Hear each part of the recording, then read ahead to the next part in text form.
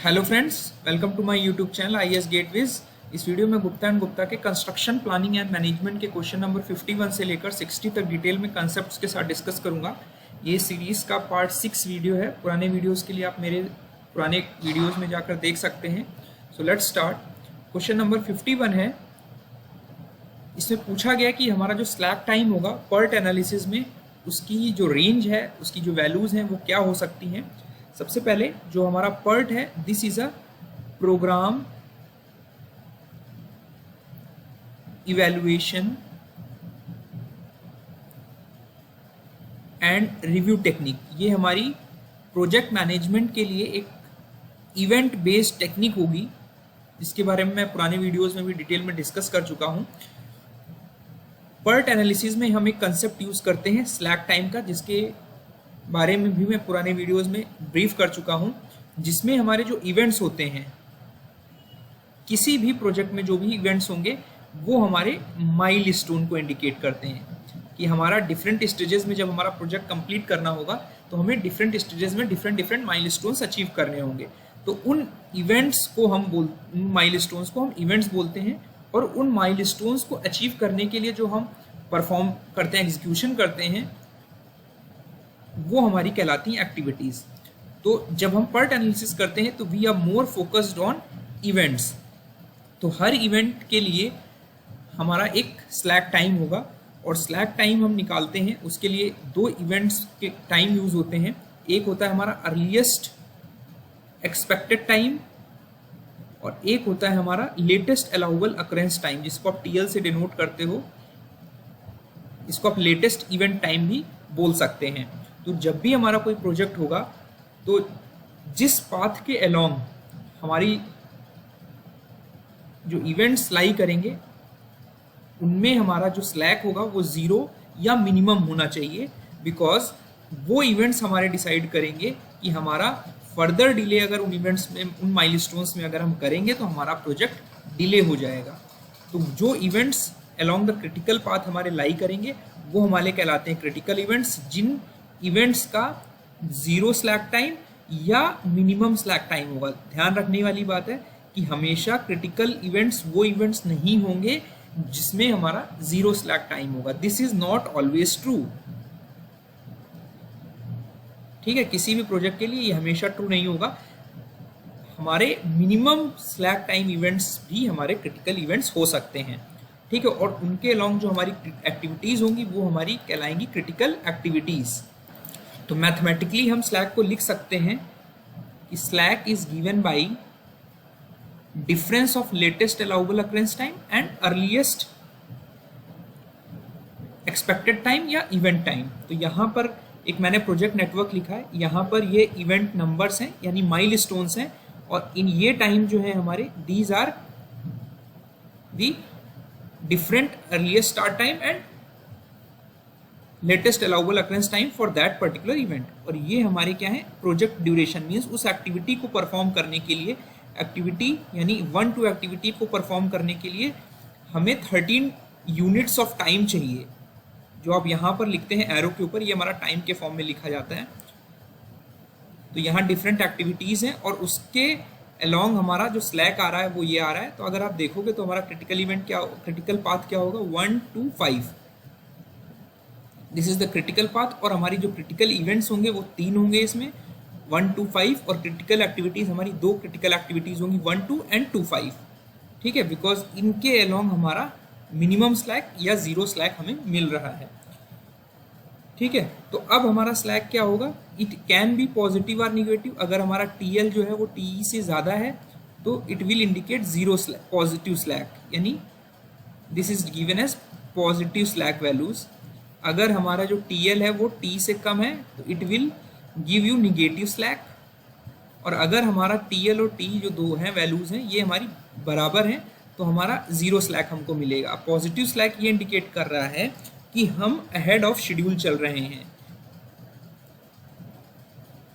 ठीक है, और निगेटिव स्लैक ये इंडिकेट करेगा कि we are lagging behind, means हमारा प्रोजेक्ट डिले हो रहा है और हमें एक्सेस रिसोर्सेज डिप्लॉय करने की ज़रूरत है। और अहेड ऑफ शेड्यूल ये इंडिकेट करता है कि हमारे पास उस पर्टिकुलर स्टेज में रिसोर्सेज एक्सेस में है, और हमारा जब स्लैक 0 होगा it means we are on time, on schedule completion बोलते हैं इसको, ऑन शेड्यूल टाइम हम चल रहे हैं। और जो इस पाथ के अलोंग हमारे जितने भी इवेंट्स या एक्टिविटीज़ आ रही हैं, अगर हम उनको डिले करेंगे तो हमारा प्रोजेक्ट जो होगा डिले हो जाएगा।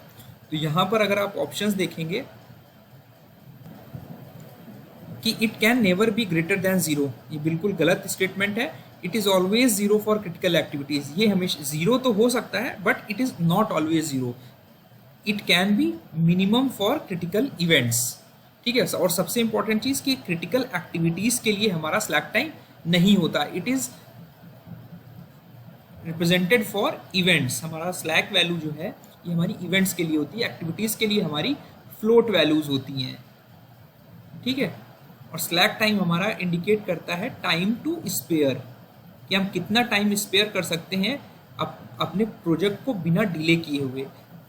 और it can never be less than 0, ये भी हमारा स्टेटमेंट इनकरेक्ट है, तो करेक्ट ऑप्शन जो होगा वो ऑप्शन डी होगा। उसके बाद हमारा नेक्स्ट क्वेश्चन है, if the completion time for a particular project, एक हमारा प्रोजेक्ट है जिसका कंप्लीशन टाइम जो है वो 20 वीक्स है। कंप्लीशन टाइम का मतलब ये है कि ये हमने शेड्यूल्ड कंप्लीशन टाइम है, एक्सपेक्ट कर रहे हैं कि हमारा इतने पीरियड में हमारा कोई पर्टिकुलर प्रोजेक्ट कंप्लीट हो जाएगा। तो ये शेड्यूल्ड टाइम हमारा जो टाइम होगा, अगर हम एनालिसिस करेंगे नेटवर्क एनालिसिस, तो ये टाइम कहलाएगा हमारा latest allowable occurrence time, means इससे ज़्यादा हम डिले नहीं कर सकते, ये हमारा शेड्यूल्ड कंप्लीशन टाइम है। तो हमारा टीएल की वैल्यू जो है वो यहाँ 20 वीक्स दी हुई है। And it's earliest expected time, earliest expected time का मतलब है कि हम 22 वीक्स में जल्दी से जल्दी प्रोजेक्ट ख़त्म कर सकते हैं, पर हमारा शेड्यूल्ड कंप्लीशन टाइम जो लेटेस्ट अलाउबल टाइम था वो 20 वीक्स था। इसका मतलब जो स्लैक है वो हमारा हो जाएगा 20 - 22, यानी -2 वीक्स का हमारे पास स्लैक है। It means we are running behind the schedule of the project. हमें बीच में इंटरमीडिएट स्टेज ऑफ प्रोजेक्ट में जो क्रिटिकल एक्टिविटीज़ या क्रिटिकल इवेंट्स को पूरा करने के लिए हमें एडिशनल रिसोर्सेज डिप्लॉय करने होंगे, अदरवाइज हमारा प्रोजेक्ट डिले हो जाएगा, ठीक है। तो करेक्ट आंसर जो होगा वो ऑप्शन सी होगा। उसके बाद हमारा नेक्स्ट क्वेश्चन है, यहाँ पर एक नेटवर्क डायग्राम दिया हुआ है एंड जिसमें हमारी डिफरेंट एक्टिविटीज़ हैं। ये हमारा एरो के ऊपर जो नंबर लिखे हुए हैं ABCD, these are the activity names. और यहाँ पर ये एक्टिविटी जो डॉट से दी हुई है ये हमारी डमी है। पिछले वीडियो में मैंने आपको एक्सप्लेन किया था कि डमी हमारी एक ऑपरेशन होता है या कनेक्टिंग लिंक कह सकते हैं आप इसे, जो कि हमारा इंटरडिपेंडेंस ऑफ एक्टिविटीज़ इंडिकेट करता है, और इसके लिए कोई टाइम एंड रिसोर्सेज नहीं चाहिए होते हैं। तो ये हमारी एक्टिविटी नहीं है, एक तरीके से this is an operation or connecting link between the two events, जो कि इंटरडिपेंडेंस ऑफ एक्टिविटीज़ को इंडिकेट करते हैं, जिसके लिए हमें कोई रिसोर्सेज और टाइम नहीं चाहिए होता है। तो अगर यहाँ पर देखेंगे activity A must proceed B and C, तो अगर आप देखेंगे एक्टिविटी ए जो है this is the initial activity, और इसको आप कह सकते हैं कि this is immediate predecessor activity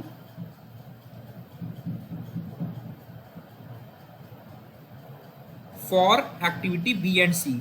means B और सी को स्टार्ट करने के लिए हमें ए को कंप्लीट होना ज़रूरी है, तभी हमारा जो माइलस्टोन 1 यानी इवेंट 1 जो है वो कंप्लीट होगा, तभी हम बी सी स्टार्ट कर सकते हैं। तो जो बी और सी हैं ये हमारी पैरेलल एक्टिविटीज़ कहलाएंगी, बिकॉज ये पैरेलली हो रही हैं, ठीक है। तो ये करेक्ट स्टेटमेंट हो जाएगा। दूसरा स्टेटमेंट ये है activity B must proceed D and F. तो अगर आप यहाँ पे देखोगे कि बी जो है वो हमारा डी और एफ से पहले होना चाहिए, तो यहाँ पर activity must proceed D, D से पहले हमारा बी हो रहा है, बट एफ से पहले हमारा डी आ रहा है, ठीक है। तो हमारा जो बी है वो हमारी इमीडिएट प्रेडिसेसर नहीं है, तो हमारा ये स्टेटमेंट जो है वो गलत हो जाएगा, because F is immediately depending upon occurrence of activity D, and activity C जो है हमारी it must proceed D and E. Means activity C अगर हम देखें तो this must proceed D and E, तो डी है and D and C they are independent activities, because C का अकरेंस या डी का अकरेंस एक दूसरे पे डिपेंडेंट नहीं है, लेकिन ई तभी हो पाएगी एक्टिविटी, तभी स्टार्ट हो पाएगी जब हमारी एक्टिविटी सी और बी पूरी हो गई हो। तो ये स्टेटमेंट भी हमारा गलत हो जाएगा, बिकॉज इसमें बोल रहा है कि हमारी सी डी से पहले होनी चाहिए, जो कि हमारा इरेलेवेंट है। करेक्ट आंसर जो होगा वो ओनली 1 होगा, यानी only option A is correct. ठीक है, उसके बाद हमारा नेक्स्ट क्वेश्चन है डिफरेंट टाइप्स ऑफ फ्लोट्स के बारे में पुराने वीडियोस में बहुत अच्छे से एक्सप्लेन किया था, आप उसे ज़रूर देखिए, आपको कंसेप्ट क्लियर हो जाएगा।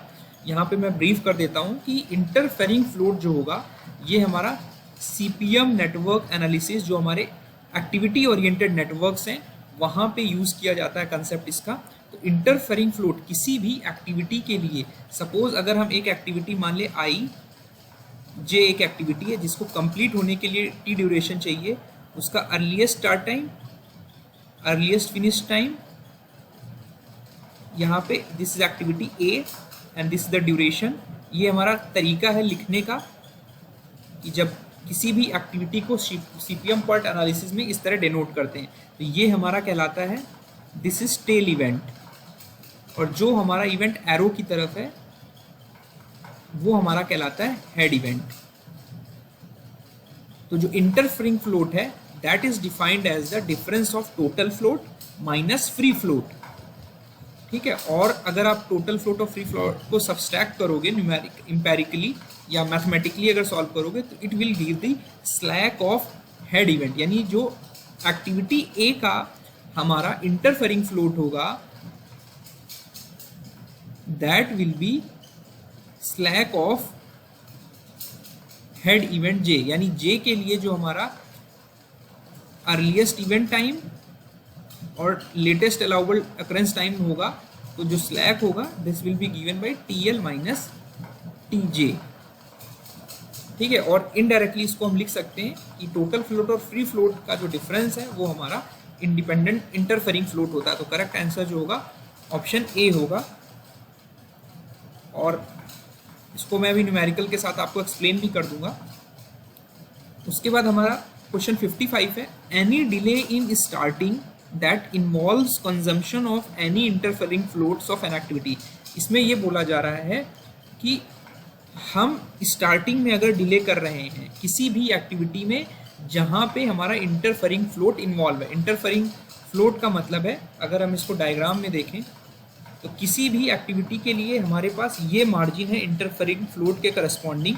अगर किसी भी एक्टिविटी को हम इस टाइम पीरियड में डिले करते हैं तो हमारा क्या हो रहा है कि प्रोजेक्ट हमारा डिले नहीं हो रहा है हमारा, अगर हम इस बीच में किसी भी एक्टिविटी को लेट स्टार्ट कर रहे हैं। तो यहाँ पर मैंने लिखा हुआ है कि delaying an activity into interfering float, अगर किसी भी एक्टिविटी को इंटरफेरिंग फ्लोट के ड्यूरेशन में डिले करते हैं तो सिर्फ और सिर्फ हमारा जो नॉन क्रिटिकल एक्टिविटीज़ हैं उनके स्टार्ट में हमारा वो डिले होगा, बाकी प्रोजेक्ट ड्यूरेशन हमारा डिले नहीं होगा। Unless and until project duration अब हमारा कब डिले होता है, यानी प्रोजेक्ट ड्यूरेशन हमारा एक्सीड तब होगा जब हमारा शेड्यूल कंप्लीशन टाइम से टोटल प्रोजेक्ट की जो टाइमिंग है वो बढ़ जाएगी, और ये तब होगा कि जब हम delay in excess of total float occurs. Means total float जो हमारे पास स्पेयर टाइम था डिफरेंट एक्टिविटीज़ के करस्पॉन्डिंग, उन एक्टिविटीज़ को टोटल फ्लोट से ज़्यादा डिले कर दें तो हमारा प्रोजेक्ट ड्यूरेशन डिले हो जाएगा। ठीक है, if an activity is delayed for the amount of free और interfering float its successor activities are critical. तो अगर हम किसी भी एक्टिविटी को डिले कर रहे हैं इंटरफेरिंग फ्लोट में तो हमारी नॉन क्रिटिकल एक्टिविटीज़ जो होंगी वो डिले हो जाएंगी, और जो सक्सेसर एक्टिविटीज़ हैं वो हमारी क्रिटिकल हो जाएंगी। तो ये इंपॉर्टेंट कंसेप्ट है, आपको ध्यान रखना, क्रिटिकल हो जाएंगी पर प्रोजेक्ट ड्यूरेशन डिले नहीं होगा। तो यहाँ पर करेक्ट ऑप्शन जो होगा ऑप्शन ए होगा, only retarding of some following activities, यानी सक्सेसर एक्टिविटी भी बोल सकते हो आप, बिकॉज हमने उस पर्टिकुलर एक्टिविटी जिसमें हमारे पास मार्जिन अवेलेबल था, हमने उस पीरियड में उसको डिले कर दिया उसके स्टार्टिंग में, तो हमारे सब्सिक्वेंटली जो सक्सेसर एक्टिविटीज़ है वो भी डिले हो जाएंगी और उसके आगे की एक्टिविटीज़ हमारी क्रिटिकल हो सकती हैं, बट प्रोजेक्ट ड्यूरेशन सेम रहेगा। It will not affect the overall project duration जब तक हमारा जो डिले है वो टोटल फ्लोट जो उस एक्टिविटी का उससे ज़्यादा एक्सेस नहीं होगा। तो करेक्ट आंसर ऑप्शन ए होगा। उसके बाद यहाँ पर एक प्रोजेक्ट नेटवर्क दिया हुआ है, ठीक है, और हमारा हमसे बोला जा रहा है कि नेटवर्क बॉक्स में earliest finish time in the left box, यानी इस बॉक्स में जो हमारा टाइम दिया है वो अर्लीस्ट फिनिश टाइम है। बट यहाँ पर इंपॉर्टेंट चीज़ है, यहाँ पर बोल रहा है कि ये जो टाइम्स हैं ये हमारे इवेंट के टाइम्स हैं, ये आपको ध्यान रखने की ज़रूरत है। अगर इवेंट बात कर रहा है तो आपको क्रिटिकल पाथ का जो नेटवर्क है वो स्लैक के कंसेप्ट से निकालना है, बिकॉज यहाँ पर हमारा अर्लीस्ट फिनिश टाइम जो है ये हमारा, इसको आप टी से डिनोट कर सकते हैं और लेटेस्ट फिनिश टाइम को आप टीएल से, लेटेस्ट अलाउबल अकरेंस टाइम जो हमारा इवेंट का होता है उसको टीएल से डिनोट कर सकते हैं। तो एक तरीके से हमारा ये इवेंट्स के टी और टीएल दिए हुए हैं, this is T and this is TL. तो अगर आप कैलकुलेट करोगे तो you have to calculate the slack values. यहाँ पर आप देखते जाओ कि यहाँ पे जो स्लैक आ रहा है वो 0 आ रहा है, यहाँ पर आपको मिलेगा 12, 35 माइनस 23, यहाँ पे आपको 24 मिलेगा, यहाँ पे आपको 8 मिलेगा, यहाँ पे आपको 0 मिलेगा, यहाँ पे आपको 0 मिलेगा, यहाँ पे आपको 0 मिलेगा, यहाँ पे आपको 0 मिलेगा, और यहाँ पर ये जो आपकी डॉट डॉट लाइन दिख रही, this is the dummy activity, जो कि केवल इंटरडिपेंडेंस को इंडिकेट करने के लिए हम डिनोट कर रहे हैं। तो इवेंट की बात कर रहे हैं और हमें क्रिटिकल पाथ डिटरमाइन करना है। तो क्रिटिकल वाई की जो मैंने डेफिनेशन आपको बताई थी कि ये टाइम वाइज लॉन्गेस्ट पाथ होगा, मींस इस पाथ के अलोंग प्रोजेक्ट को सबसे ज़्यादा टाइम लगेगा कंप्लीट करने में। तो और उसके अलोंग जितनी भी एक्टिविटीज़ होंगी वो हमारी क्रिटिकल एक्टिविटीज़ कहलाएंगी। तो हमें टाइम वाइज लॉन्गेस्ट पाथ निकालना है और हमारे जो इवेंट्स होने चाहिए वो क्रिटिकल होने चाहिए और एक्टिविटीज़ क्रिटिकल होनी चाहिए। तो इवेंट क्रिटिकल होने के लिए हमारी कंडीशन ये है कि उनका जो स्लैक है हमारे पास, जो मीन्स टाइम टू स्पेयर है, वो हमारा मिनिमम या 0 होना चाहिए, ठीक है। तो अगर आप स्टार्ट करोगे तो 0, यहाँ पर ज़्यादातर 0 वैल्यूज़, तो वी विल गेट फॉर 0 और मिनिमम वैल्यूज़। तो हम देखेंगे कि इस पाथ के लॉन्ग, इस पाथ के लॉन्ग, इस पाथ के लॉन्ग ये एक पाथ है, एक हमारे पास ये पाथ है जिसके लॉन्ग हमारा 0 चल रहा है, एंड एक पाथ हमारे पास ये पाथ है, ठीक है। यहाँ पर ये वैल्यूज में कुछ टाइपिंग मिस्टेक है, it is not 0, it will be I think around 10 होगा ये वैल्यू, यहाँ पे मिस प्रिंटिंग है। तो अगर आप इन तीनों पाथ के अलोंग, इन सभी 3 डिफरेंट पाथ हैं, अगर हम देखें तो 1, 2, 4, 7, 9 एक पाथ है हमारे पास, एक पाथ हमारा 1, 2, 4, 5, 9 है, एक पाथ जो है हमारा 1, 2, 4, 5, 7, 9 है। तो जब हमारे 3 पाथ के अलोंग अगर आपको क्रिटिकल इवेंट्स मिल रहे हैं, यानी जिसके अलोंग हमारा स्लैक 0 है, तो आपको ये देखना है कि हमारा जो समीशन ऑफ टी है वो हमारा मैक्सिमम किस में है, ठीक है। तो अगर आप इनमें ऐड करोगे तो you will get maximum time along this path 1, 2, 4, 5, 7 is the time wise longest path, जिसमें जितने भी इवेंट्स आ रहे हैं वो हमारे क्रिटिकल इवेंट्स हैं, और इस पाथ के लॉन्ग सारे इवेंट्स में जो स्लैक है वो 0 है, which is minimum for this path. तो करेक्ट आंसर जो होगा ऑप्शन सी होगा, ये ध्यान रखने की ज़रूरत है आपको। उसके बाद हमारा नेक्स्ट क्वेश्चन है कि इस पाथ में हमारी क्रिटिकल एक्टिविटीज़ कितनी है। तो क्रिटिकल एक्टिविटीज़ वो होंगी जो हमारी क्रिटिकल पाथ में आ रही होंगी। तो क्रिटिकल पाथ हमारा क्या था, 1, 2, 4, 5, 7 एंड 9। तो क्रिटिकल एक्टिविटीज़ क्या हुई, 1, 2, 2, 4, 4, 5, 5, 7, 7, 9। तो 1, 2, 3, 4, 5, यानी 5 क्रिटिकल एक्टिविटीज़ हैं, और हमारे जो क्रिटिकल इवेंट्स हैं वो कितने हैं, 1, 2, 3, 4, 5, 6। तो 6 क्रिटिकल इवेंट्स हैं हमारे इस प्रोजेक्ट में, और हमारे 5 क्रिटिकल एक्टिविटीज़ हैं। उसके बाद हमारा नेक्स्ट क्वेश्चन है, इसमें पूछा गया है हमें कि इनमें से किन एक्टिविटीज़ का जो फ्लोट है, टोटल फ्लोट है, वो मैक्सिमम होगा। तो यहाँ पर देखने वाली बात है कि यहाँ पे जो एक्टिविटीज़ दी हुई हैं उसमें से मैं कुछ एक्टिविटीज़ आपको सॉल्व करके बता देता हूँ जिसमें हमारा मैक्सिमम आएगा। तो एक्टिविटी 6-8 अगर हम कंसीडर कर लें, जो एक्टिविटी L है इस प्रोजेक्ट में, और मैं इसको यहाँ पर ड्रॉ कर ले रहा हूँ। ये एक्टिविटी 6-8 है जिसका ड्यूरेशन कंप्लीट करने के लिए 1 यूनिट है, और हमारा जो TETL की वैल्यूज़ दी हुई हैं यहाँ पे 23, 35 और यहाँ पे 24, 48, और हमें पूछा जा रहा है टोटल फ्लोट। तो टोटल फ्लोट हमने बताया आपको कि टोटल फ्लोट जो होगा हमारा latest start time, this is related to activity time. सबसे पहले तो आपको ये एक्टिविटी के लिए निकालना होगा। तो लेटेस्ट स्टार्ट टाइम किसी भी पर्टिकुलर एक्टिविटी के लिए कितना है, तो अब हमें निकालना होगा LST माइनस EST या LFT लेटेस्ट फिनिश टाइम और अर्लीस्ट फिनिश टाइम। ये जो हमारे टाइम्स हैं, these are the activity oriented times for the activity. तो यहाँ पर एक्टिविटी 6-8 जो है, जिसे एक्टिविटी L दिया हुआ है प्रोजेक्ट नेटवर्क में, तो हम ये सारे टाइम्स अगर निकाल लें तो अर्लीस्ट स्टार्ट टाइम क्या होगा हमारा। अर्लीस्ट स्टार्ट टाइम का मतलब है जो हमारा इवेंट 6-8 है वो हमारा कितनी जल्दी स्टार्ट हो सकता है। तो हमारा this will be given by earliest event time of tail event यानी 23, और अर्लीस्ट फिनिश टाइम क्या होगा TEI, जो अर्लीस्ट इवेंट टाइम था प्लस जो हमारा एक्टिविटी ड्यूरेशन है यानी 24,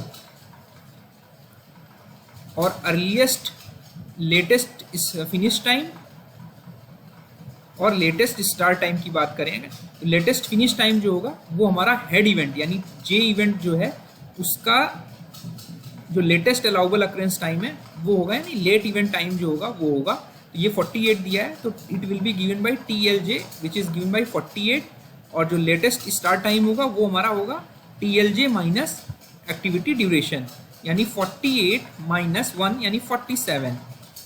ठीक है, तो अगर दोनों को आप डिफरेंस निकालोगे LFT माइनस EFT, तो this is given by total float which is equal to 24, और इसी तरह LST माइनस EST को आप माइनस करोगे तो यू विल गेट 24। तो दोनों से हमारी सेम वैल्यूज आनी चाहिए। तो टोटल फ्लोट हमारा 6-8 एक्टिविटी के लिए 24 हो गया। इसी तरह आप एक्टिविटी 8-9 के लिए निकालोगे तो उसके लिए भी हमारा जो टोटल फ्लोट है वो हमारा 24 आएगा, और बाकी वैल्यूज का सबका इसकी फ्लोट से 24 फ्लोट से कम आएगा। तो करेक्ट आंसर जो होगा वो ऑप्शन सी होगा। इंपॉर्टेंट चीज़ यह ध्यान रखने वाली बात है कि हमारा आपको ये सारे एक्टिविटी टाइम्स निकालने हैं। ठीक है, और जो हमारे न्यूमेरिकल में पूछा गया है, ये जो टाइम्स दिए हुए हैं ये हमारे अर्लीस्ट इवेंट टाइम और अर्लीस्ट फिनिश टाइम, जो लेटेस्ट फिनिश टाइम है वो इवेंट के दिए हुए हैं। तो we can calculate the float from these values only, जो कि हमारे एक्टिविटी ओरिएंटेड टाइम्स हैं। तो उसके बाद हमारा नेक्स्ट क्वेश्चन है एक्टिविटी 5-7 इज क्रिटिकल। ठीक है, क्रिटिकल है बिकॉज हमारा जो क्रिटिकल पाथ था मैंने आपको बताया दैट वाज 1, 2, 4, 5, 7, 9।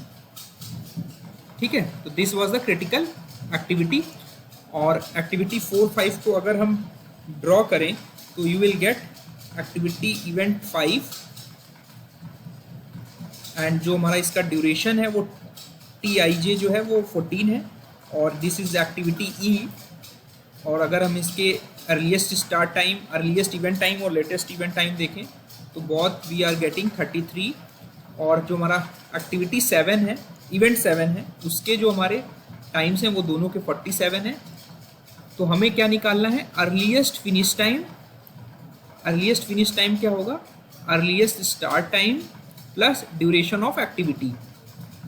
तो अर्लीस्ट स्टार्ट टाइम क्या होगा हमारा, इनिशियल एक्टिविटी का जो अर्लीस्ट इवेंट टाइम है 33 प्लस 14 यू विल गेट 47, और हमारा जो लेटेस्ट फिनिश टाइम है वो हमारा होगा जो हमारा हेड इवेंट है यानी J इवेंट है, उसका जो लेटेस्ट अलाउबल अक्रेंस टाइम है यानी लेटेस्ट इवेंट टाइम जिसे आप बोल रहे हो दैट इज 47।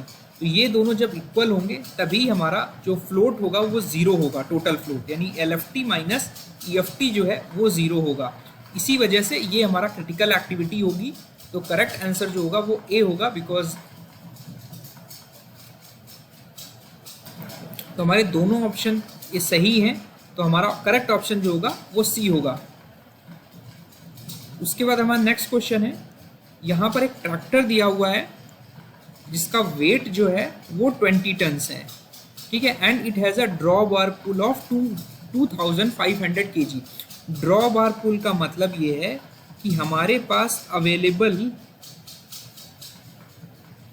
पुलिंग पावर कितनी है, मीन्स अवेलेबल पुल कितना है फॉर टोइंग दी ट्रैक्टर।